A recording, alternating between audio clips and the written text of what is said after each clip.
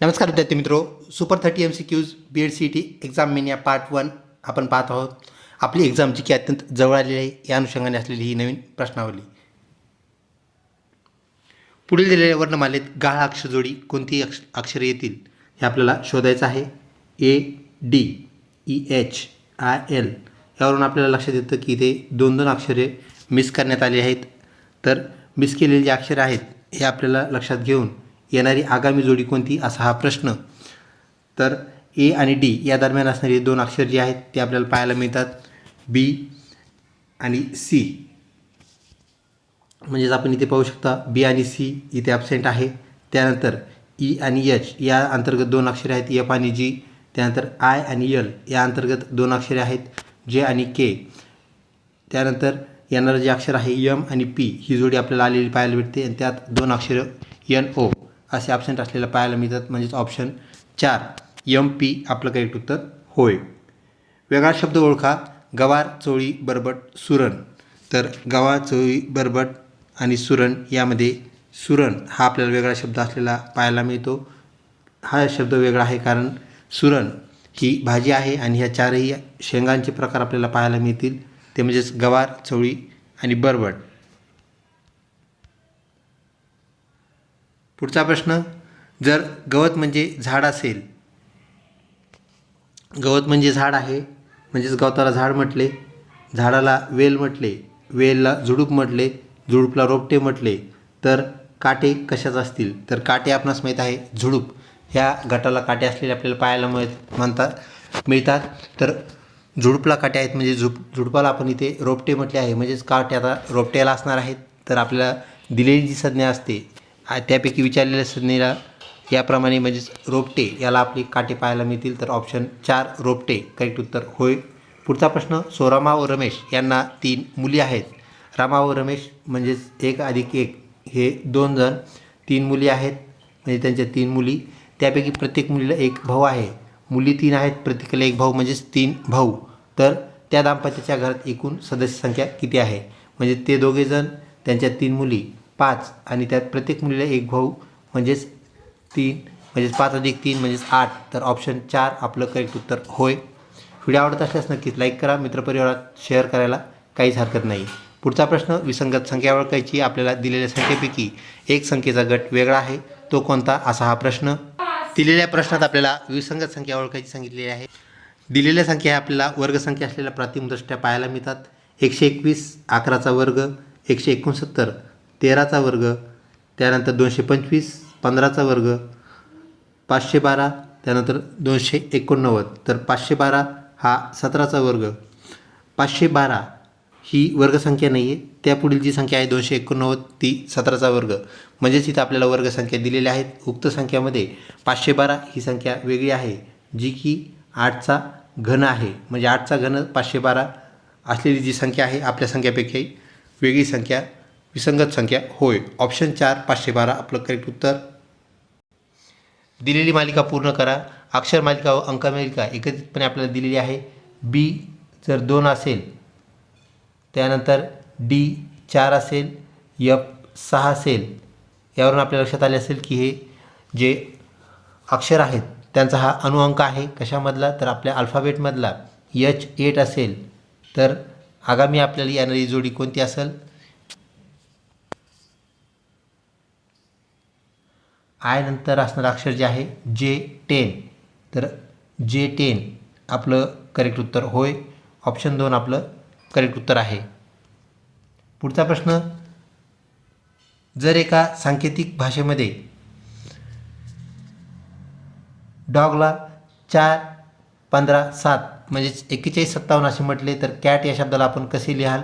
तर डॉग डीसाठी आपल्याला माहीत आहे डी 4 क्रमांकाचं अक्षर आहे, त्यानंतर ओ 15 क्रमांकाचं, तर जी 7 क्रमांकाचं अक्षर. तर याचं डिकोडिंग त्यांनी कसं केलेलं आहे? तर आपल्याला कॅट हा शब्द काय करायचा आहे त्याप्रमाणे लिहायचा आहे. कॅटसाठी सी जे आहे अक्षर नंबर 3 असलेलं आपल्याला पाहायला मिळतं.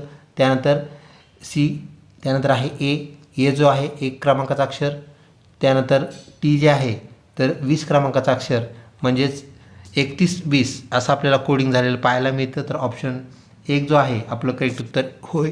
31-20 हा कॅटसाठी असणारा सांकेतिक कोड आपल्याला सांगता येईल. जर पाणी म्हणजे आकाश आहे तर पाण्याला आकाश म्हटलं. त्यानंतर आकाशाला समुद्र म्हटलं, समुद्राला तलाव म्हटलं, तर तलावाला विहीर म्हटलं.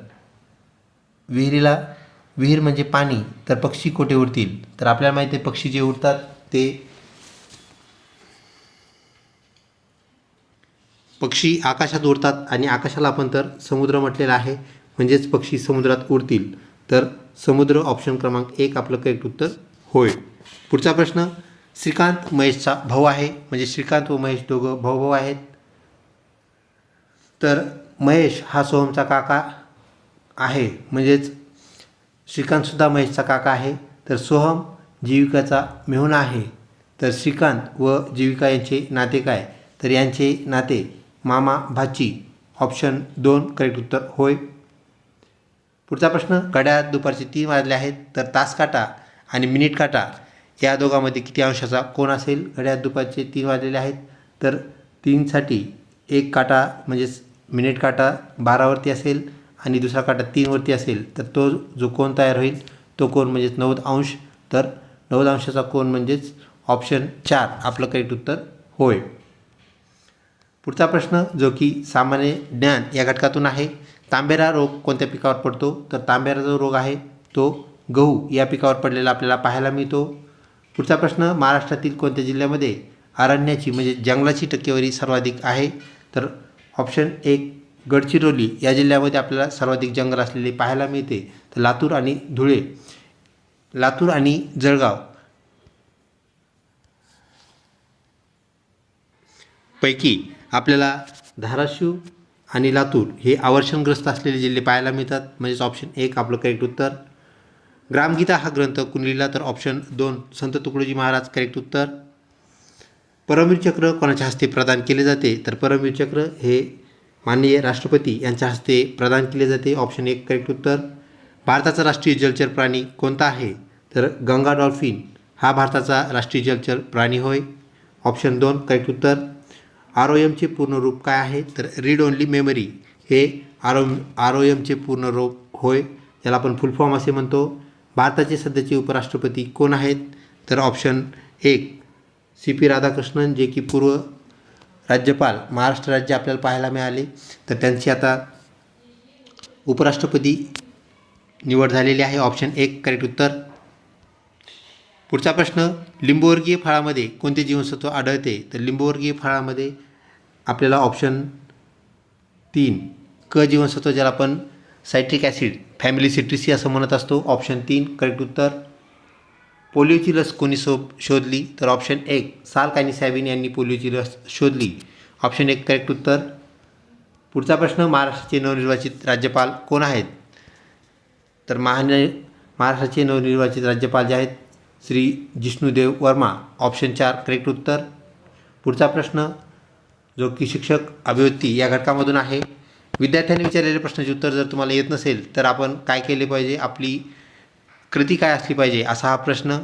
तर मी उद्या माहिती घेऊन उत्तर सांगतो असं आपण त्याला प्रांजळपणे म्हटलं पाहिजे. ऑप्शन C आपलं करेक्ट उत्तर होय. पुढचा प्रश्न, शिक्षकाचा विद्यार्थीप्रती दृष्टिकोन कसा असायला पाहिजे?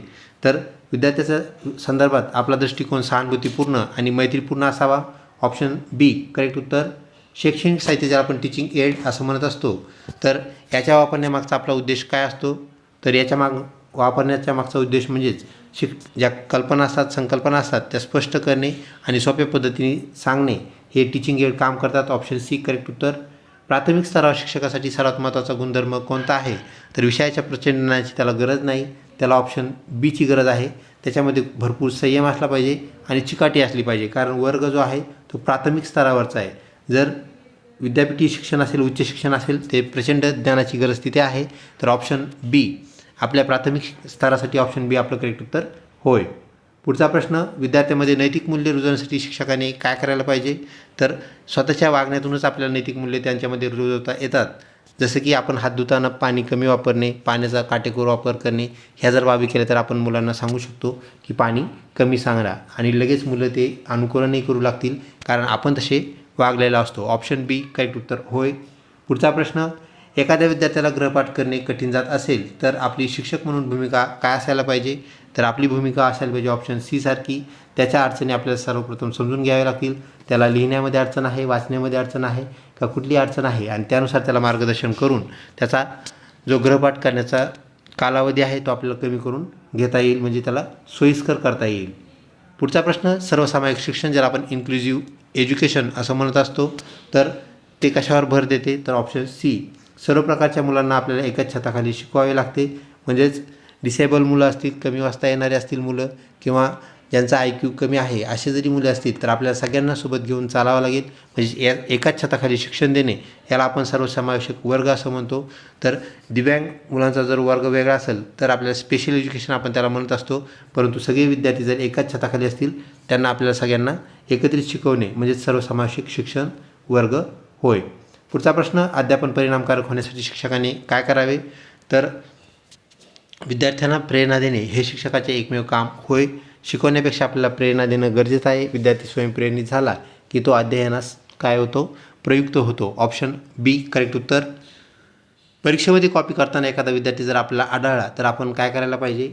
कॉपी करण्याचे तोटे आपल्याला सर्वप्रथम त्याला समजून सांगावे लागतील आणि त्यानंतर पुन्हा असे करू नये असा त्याला दम भरावा लागेल. ऑप्शन सी आपलं करेक्ट उत्तर होय. आजच्या प्रश्नावलीमध्ये शेवटचा प्रश्न, शिक्षकाने स्वतःचे सामान्य ज्ञान वाढवण्यासाठी काय करणं अपेक्षित आहे, गरजेचं आहे? तर सतत वाचन आणि अभ्यास करावा. तर ऑप्शन बी आपलं करेक्ट उत्तर होय. अशा प्रकारे सुपर 30 प्रश्नावली इथे संपते. लवकरच भेटूया पुढच्या व्हिडिओमध्ये. तोपर्यंत धन्यवाद.